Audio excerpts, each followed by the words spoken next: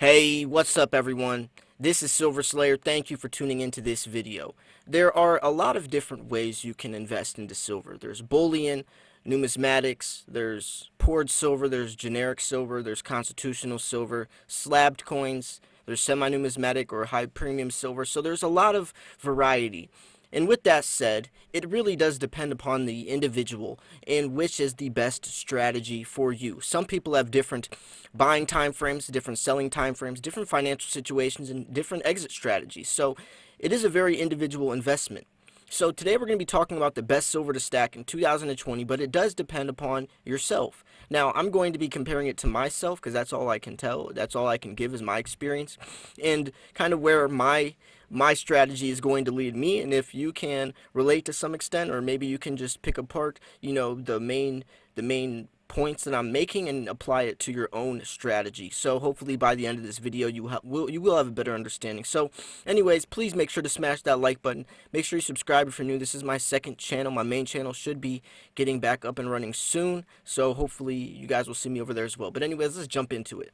So depending upon the year 2020, how it goes is going to depend upon the type of silver. And I mean, if spot price stays relatively low, then you want to take advantage of your generic silver, bullion, lowest to spot price, building a foundation. But if spot price starts rising, if spot price starts getting that 18, 19, $20 range, it is smarter to actually invest into high premium silver. Now, why is this?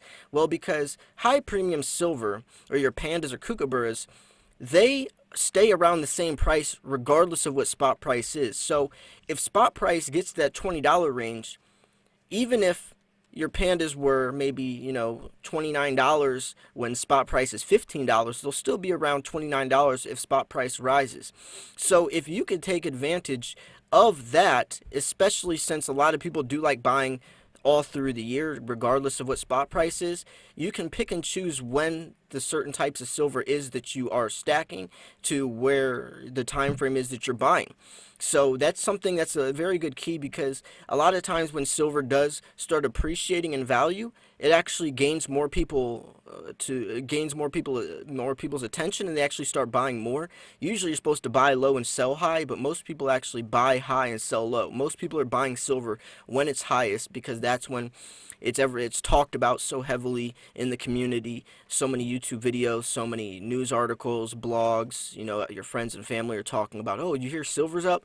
And that's when most people buy it. So if you do still want to be buying as prices get higher, then I definitely recommend buying high premium silver. You do want to try to lower your dollar per cost average, and I mean trying to lower the average amount of the average spot price of your coins, or per ounce. So let's say you bought a lot of silver when it was $15, a lot of generic bullion close to spot price, so the average dollar per cost or dollar per ounce of your stacks probably around $15.50, somewhere around there. But if you got into silver a couple years ago when it was in that $20 range, the average per ounce is probably around $19, $20, $21 on your end. So you want to try to get that as low as possible, because then in return, when you go to sell, you'll be able to make more profits. Now, a lot of people have different strategies for this. Some people will be exchanging coins, trading coins, even exchanging gold for silver or silver for gold, using the gold to silver ratio to their advantage. There's ways to earn free gold or free silver simply by exchanging silver for gold as the ratio fluctuates, whether it goes lower or higher, and then trading one for another. That's another whole video we could talk about, but the whole purpose of this is just giving some of the different choices, some of the different options people take. So with that said, if you are someone who is going to be buying silver, trying to buy a lot of bullion, this is definitely a starting point. You want to build a foundation. This is a great way to build your foundation, build it up, boost it up, accumulate a lot of silver for as cheap as possible, especially as a beginner. If you're a beginner, I definitely recommend staying away from your pandas, your kookaburras, your Morgans. coins that have a trickier market, because at first when you're a beginner, not only do you just want to build a foundation, just get as much silver for as cheap as possible, you also don't have the experience and the knowledge and the awareness of what's going on out there. I made a video a couple days ago talking about why you shouldn't buy silver on eBay, and it was directed more towards beginners. As a beginner, you definitely want to steer away from places like that. Buying from places like APMEX, Modern Coin Mart, Provident Metals, JM Bullion, places that you can return your silver if it's not up to your standard, but also that you know it's legit and you're not going to get scammed, because there is unfortunately a lot of fake silver in the markets. So not only is that the case, but you also have to think about selling. When you're going to sell, there's a fine line between bullion and high premium silver, and I use the term high premium because semi-numismatic is kind of contradicting.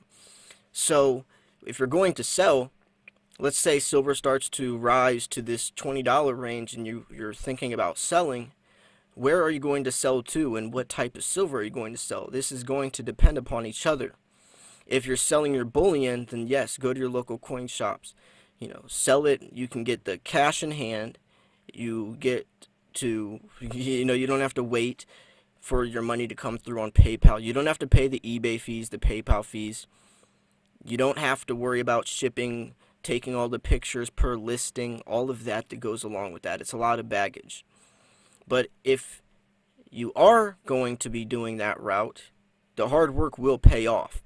You can get probably around $35 for a 2019 coin, Panda, on eBay. But if you took it to your local coin shop, he's going to give you around spot price. So knowing that, you definitely want to have a game plan when it comes to selling. People that don't know this are selling themselves short to extreme degrees at their local coin shops. And local coin shops don't want you to know this. They're going to if you walk in the door and hand them a whole bunch of pandas, they're going to tell you, oh, silver is silver. It's just a stamping. It's just some are prettier than others. No, that's not the case. There's actually a market out there. People are actually willing to pay more for pandas online, and that's because you have the entire world as your potential customer instead of the idea of one person that has a business that also has to middleman it, that has to resell that coin for a profit as well. So the best silver to stack in 2020, I would say, depending, let's say spot price stays lower, I would definitely go with your American Eagles, your generic rounds. Constitutional silver is a very beneficial type of silver. Not only do they not make this silver anymore, but it also is a piece of American history.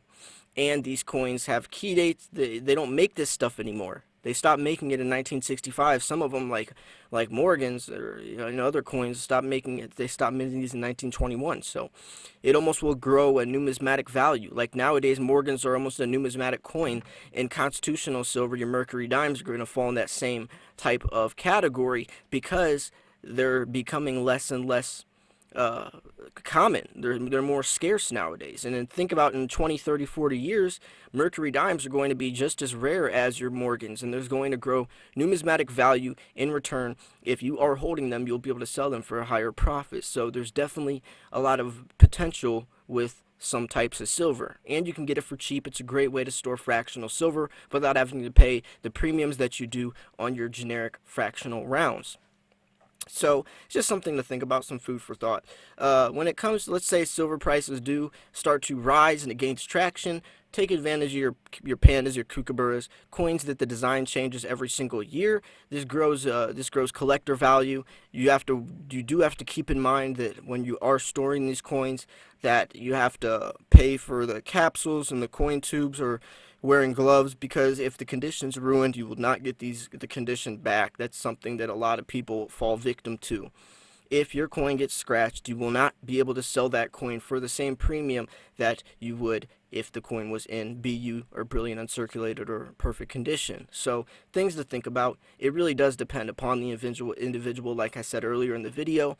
So really think about your game plan. That's my strategy. So it really does matter it matters in terms of keeping a pulse on the market, keeping a pulse on spot price, seeing where prices are going to be headed, and if you are going to start selling, you really do want to think about an exit strategy or even emergency silver stashes where, which coins am I going to let go first and where am I going to sell to? Paying attention to your local coin shop, which coins he likes buying, because then those are the coins you're probably going to be selling to him. So that's something to think about as well. There's two local coin shops around my house.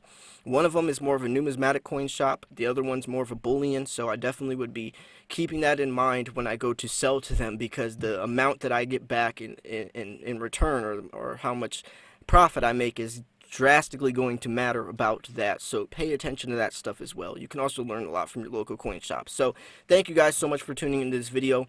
Hope you guys did enjoy it. If you did, make sure to smash that like button. This was Silver Slayer. Thank you for tuning in. I'll see you guys soon. Peace.